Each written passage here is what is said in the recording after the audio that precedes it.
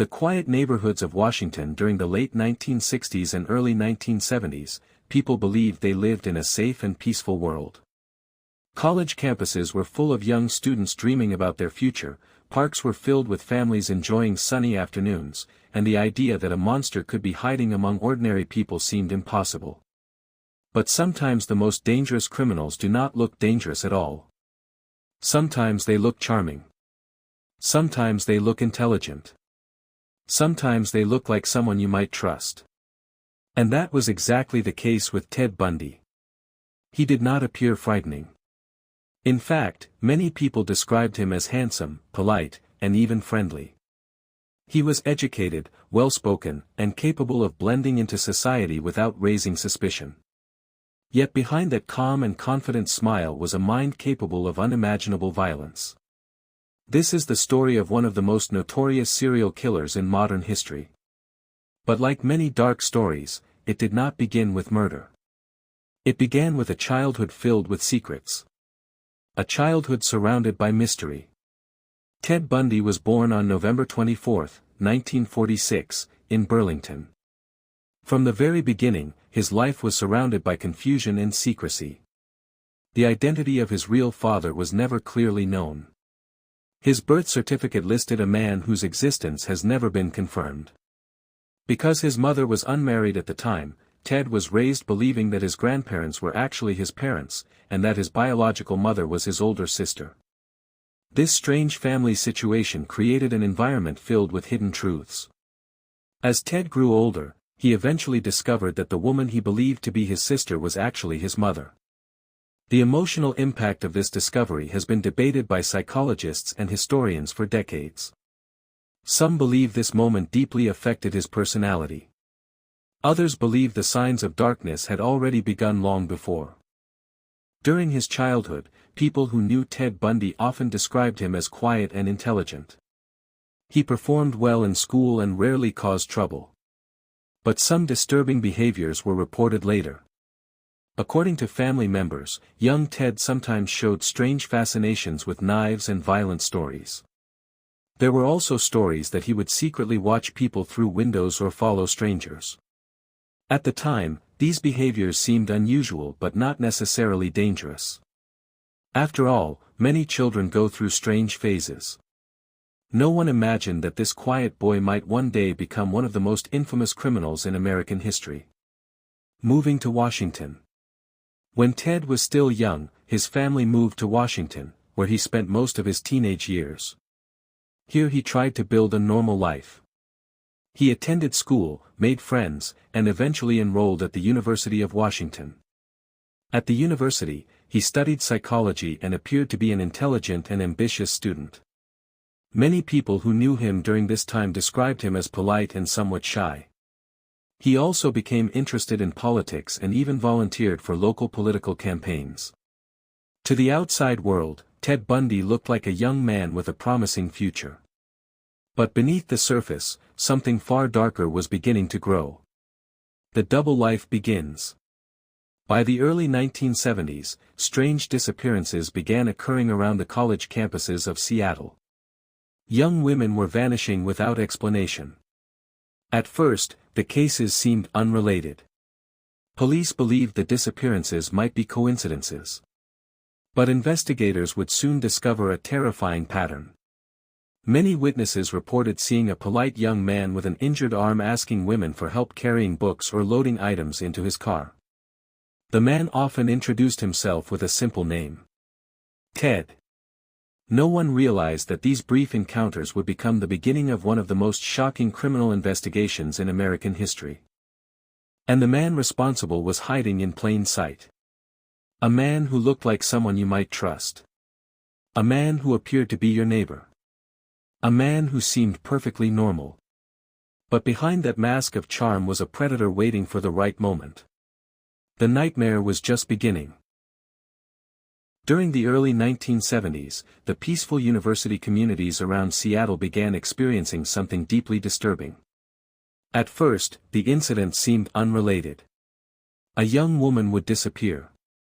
Days or weeks later, another student from a nearby campus would vanish without explanation. Families believed their daughters might have left town unexpectedly. Police initially thought these were isolated missing person cases. But slowly, investigators began to realize something far more terrifying was happening. Someone was hunting young women. And that hunter was hiding in plain sight. That man was Ted Bundy. The disappearance of Linda and Healy. One of the earliest victims linked to Bundy was Linda and Healy. She was a bright and ambitious student living near the University of Washington. Linda worked as a radio weather reporter and was known for her responsible and hardworking personality. On the night of January 31, 1974, she went to bed as usual. Nothing seemed unusual. But the next morning, something strange happened. Her roommates noticed that she was gone. At first, they assumed she had left early for work. However, as the day passed, it became clear that something was terribly wrong. Her bed sheets were missing. Some blood stains were later discovered in her room. But Linda herself had completely vanished. The case quickly attracted attention, but there were very few clues. No witnesses. No suspects. Just a young woman who had disappeared in the middle of the night. At the time, no one knew that this case would eventually lead investigators toward one of the most dangerous serial killers in American history. Over the following months, several other young women disappeared from different areas of Washington. Many of them were college students. They were intelligent, active, and living normal lives before suddenly vanishing. Some of the victims disappeared from crowded public places. Others vanished while walking across university campuses. Friends and family members were shocked. How could someone disappear in the middle of busy cities without anyone noticing? But investigators began to notice a disturbing pattern. Witnesses from multiple locations reported seeing a polite young man asking women for help. He often wore a sling or cast on his arm. Sometimes he claimed he had injured his arm and needed help carrying books or loading something into his car. Because he looked harmless and well-educated, many women agreed to help him. That simple act of kindness often became the last moment anyone ever saw them alive. The man named Ted. In several witness statements, the same detail appeared again and again. The mysterious man introduced himself with a simple name. Ted. At the time, this seemed like a small and unimportant detail. But as the number of disappearances increased, investigators realized that this name might be a crucial clue. The man witnesses described had dark hair, a calm voice, and a friendly personality. He appeared confident and intelligent. Many witnesses even said they trusted him immediately. But behind that friendly smile was the predator known as Ted Bundy. The Lake Sammamish Incident. One of the most shocking events occurred in July 1974 at Lake Sammamish. The lake was crowded with people enjoying a warm summer day. Families were swimming. Students were relaxing on the beach. It seemed like the safest possible place. But even in this busy environment, Bundy managed to find victims. Witnesses later reported seeing a well-dressed young man wearing a fake arm sling. He approached several women and politely asked them for help loading a sailboat onto his car. Some refused. But others agreed. 2 young women, Janice Ott and Denise Naslund, disappeared that same day. The shocking part was that multiple witnesses saw the man speaking with them. And once again, he introduced himself as Ted. For investigators, this was a critical breakthrough. For the first time, several witnesses had seen the same suspect in the same location. They even helped police create a composite sketch of the man. But no one could imagine that the man in that sketch was already living a normal life nearby. The double life of Ted Bundy. While the police searched desperately for the mysterious killer, Ted Bundy continued living what appeared to be an ordinary life. He attended classes. He worked jobs. He spent time with friends and even maintained romantic relationships. People who knew him described him as intelligent, polite, and sometimes even shy.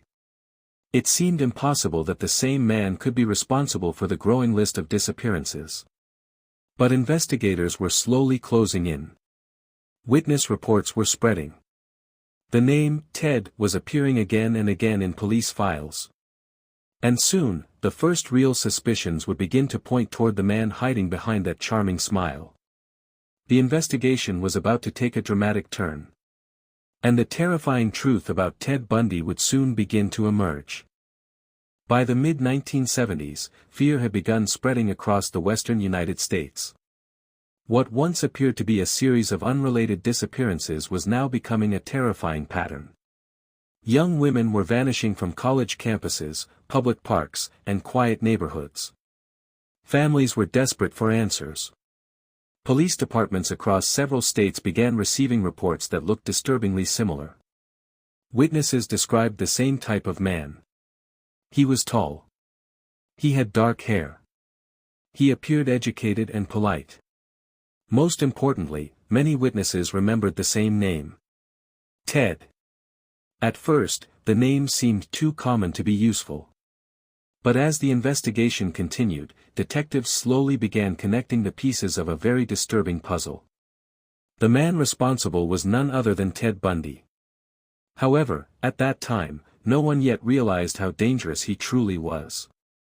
Growing fear across Washington. The disappearances that began near Seattle quickly attracted national attention. Students at the University of Washington became increasingly afraid to walk alone. Parents warned their daughters to be careful. Police officers increased patrols around college campuses. Despite these efforts, the killer continued to strike. Investigators were dealing with a criminal who was extremely careful and intelligent. Unlike many criminals, Bundy did not act impulsively. He planned his attacks. He studied his victims. He selected locations where he could approach women without attracting attention. One of his most effective tricks involved pretending to be injured. He would wear a fake arm sling or cast. Then he would politely ask women for help carrying books or loading something into his car. Because he appeared harmless and polite, many women trusted him. That trust often became their final mistake. The composite sketch. After the shocking events at Lake Sammamish, investigators finally had several witnesses who had seen the same suspicious man. Witnesses described a young man who appeared clean-cut and intelligent. Using these descriptions, police artists created a composite sketch. The drawing showed a man with dark hair, strong facial features, and calm eyes. When the sketch was released to the public, thousands of people across the region recognized the face. Some thought it looked like a coworker. Others thought it resembled a neighbor or classmate. But very few people believed the man they knew could actually be a serial killer. One of those people was a woman named Elizabeth Klopfer. She was in a relationship with Ted Bundy. When she saw the sketch and heard witnesses describing a man named Ted, she began feeling uneasy. The man in the sketch looked disturbingly similar to her boyfriend. At first she tried to ignore the thought. After all, Ted was kind, intelligent, and caring. He did not look like a killer. But the similarities continued to trouble her. Eventually, she made a difficult decision. She contacted the police and reported her concerns. Bundy becomes a suspect. When police received the tip about Ted Bundy, they added his name to a long list of potential suspects. However, at that time, investigators were overwhelmed with thousands of leads. Many people had reported suspicious individuals. The name Ted Bundy did not immediately stand out.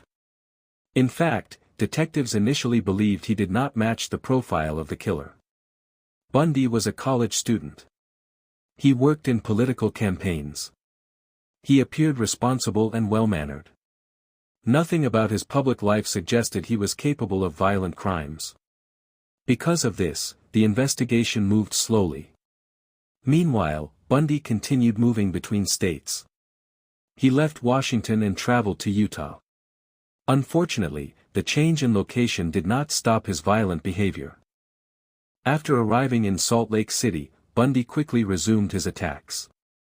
Several young women disappeared from the region under mysterious circumstances. Just like before, many victims were college students.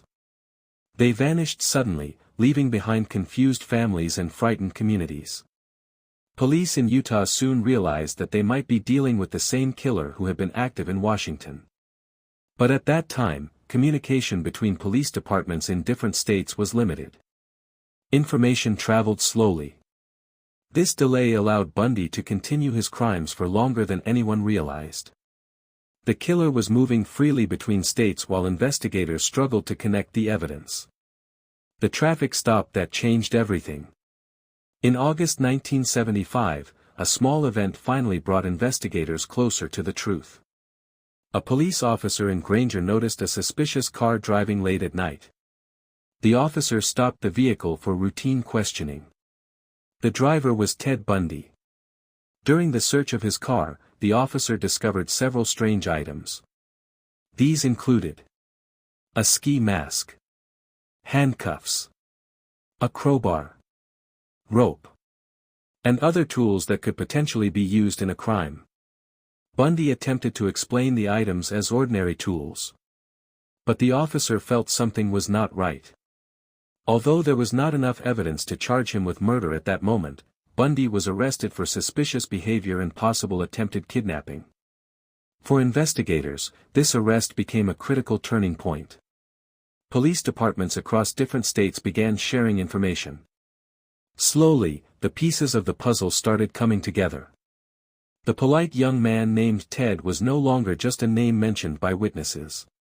He was now the primary suspect in a growing list of violent crimes. As investigators studied Bundy's movements, they discovered disturbing patterns. His travel records matched the locations where victims had disappeared. Witness descriptions matched his appearance. Even the composite sketch looked strikingly similar to him. The charming young man who once appeared harmless was now facing serious accusations. But Bundy was not ready to confess.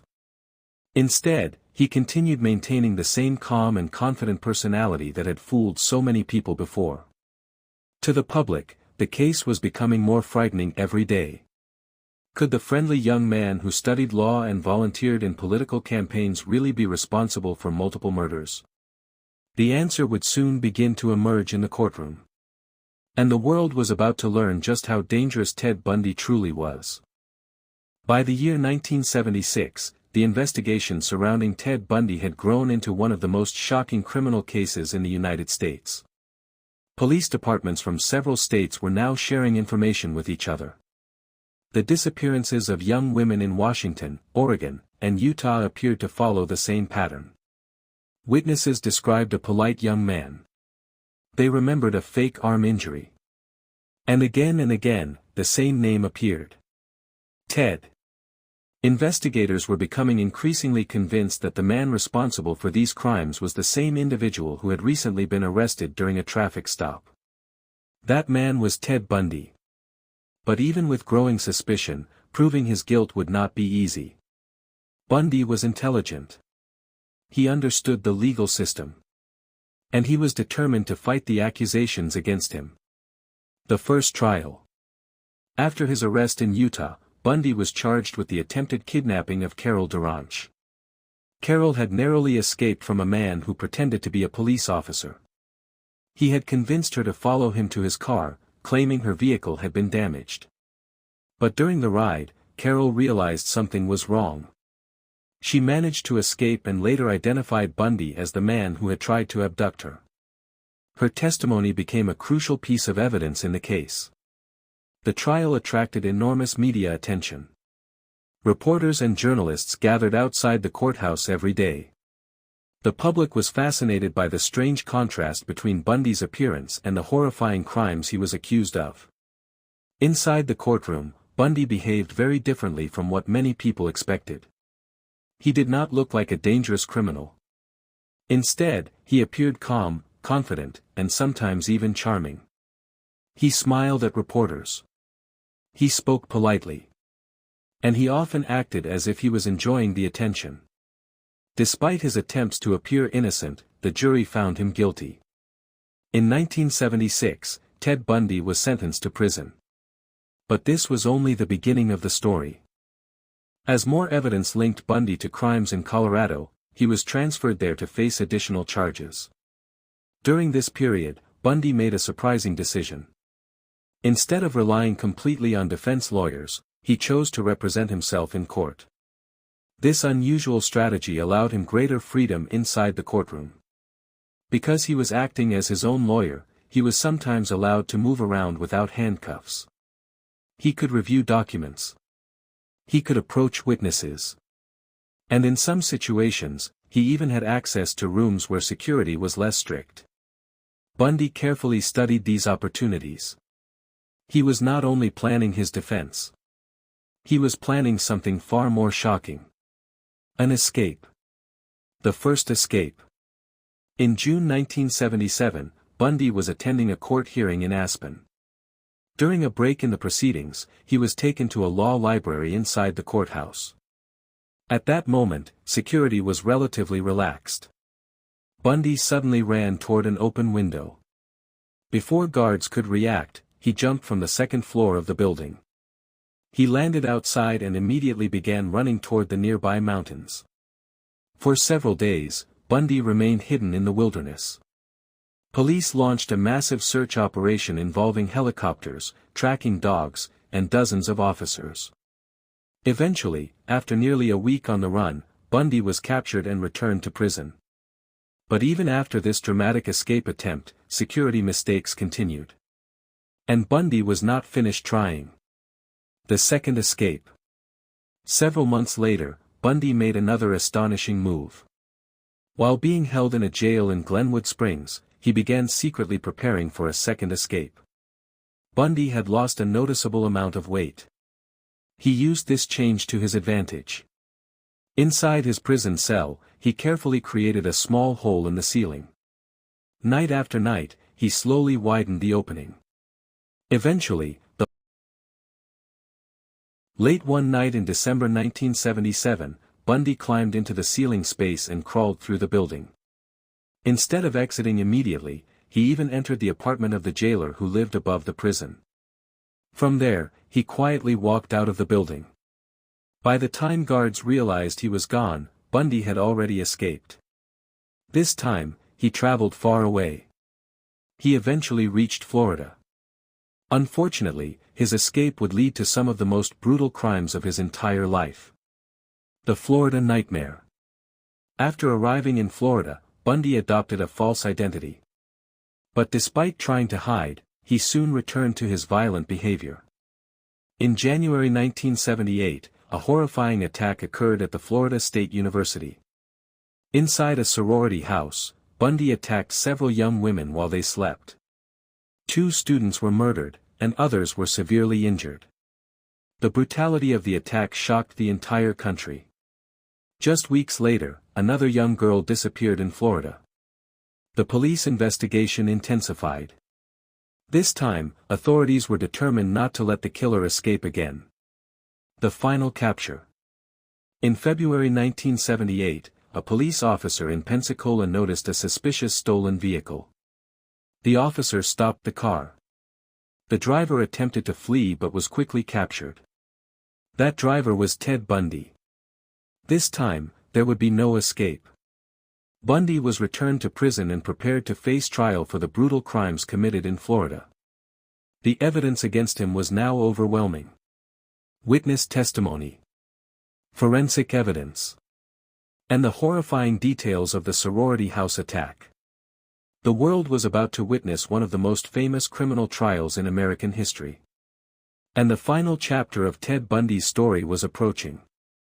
By the time Ted Bundy was captured in early 1978, his name had already become associated with one of the most terrifying crime stories in the United States. For several years, police departments across multiple states had been investigating disappearances of young women. Many of these cases had remained unsolved for a long time. But now, with Bundy finally in custody in Florida, investigators believed they were close to proving that the same man was responsible for many of these crimes. The public was fascinated with the case. Newspapers printed daily updates. Television stations broadcast reports about the investigation. People across the country were trying to understand how a man who appeared intelligent and polite could be responsible for such horrifying acts. But the most dramatic chapter of the story was about to unfold inside the courtroom. The Florida trial begins. In 1979, the trial of Ted Bundy began in Miami. This trial would soon become one of the first criminal trials in American history to receive extensive television coverage. Millions of people watched as the courtroom drama unfolded. Bundy once again made the unusual decision to represent himself in court. He believed that by acting as his own lawyer, he could maintain control over the case and influence the jury. During the trial, Bundy attempted to appear confident and intelligent. He questioned witnesses.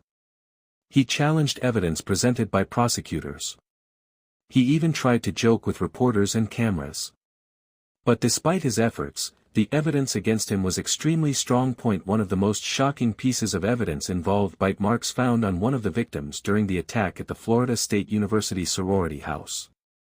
Forensic experts compared the bite marks with dental impressions taken from Bundy.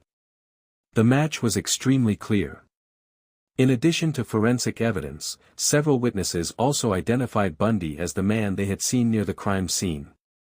The prosecution carefully presented the timeline of events, showing how Bundy had escaped from prison in Colorado and traveled across the country to Florida.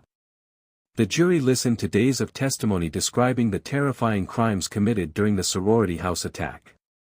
As the trial continued, it became increasingly clear that Bundy's attempts to defend himself were failing. The calm and confident personality that had once allowed him to fool so many people could not hide the overwhelming evidence. The verdict. After weeks of testimony and arguments, the jury finally reached its decision. They found Ted Bundy guilty of murder. The courtroom fell silent as the verdict was announced.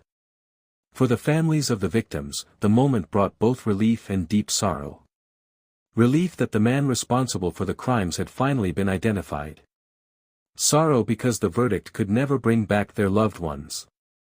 The judge then announced Bundy's sentence. He was sentenced to death.